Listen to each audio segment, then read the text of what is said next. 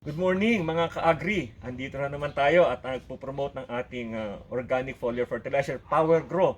Kasama ko ngayon dito si Brother Ron. Siya po ay isa sa mga user natin. Isa po siyang magiting na kawal ng ating sandatahang Pilipinas at nagpa-farming po siya. Dragon fruit ang kanyang mga ginagamitan ng ating technology. So, Brad, kumusta naman? Ano masasabi mo sa ating power growth sa dragon fruit application? Maganda naman po at talagang nagiging mabunga Mabunga, ang okay.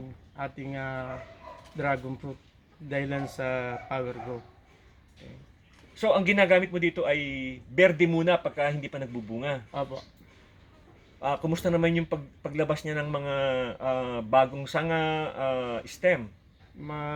Maayos naman po at malago siya. Okay. Tapos yung red naman pagka malapit na siyang Bunga. mag-flowering at saka fruiting. So, Kumusta yung bunga? malalaki po siya at tumitimbang po ang isa ng siyam na guhit. Pag sinabing siyam na guhit, halos 1 kilo na Halos yun. 1 kilo. Isang piraso yun, ha? Isang piraso. Kumusta naman yung lasa? Matamis po siya at kakaiba po siya sa mga kadais namin doon na may dragon. Yung sabihin, yung mga katabi mong meat farm din ng dragon fruit. Iba po talaga yung Yung lasa sa niya. atin. Oo. So, anong masasabi mo sa ating mga ka-agri? Ayan. Ako po yung nagpapasalamat sapagkat napaganda at napayabong yung aking mga pananim na dragon fruit. Maraming salamat po.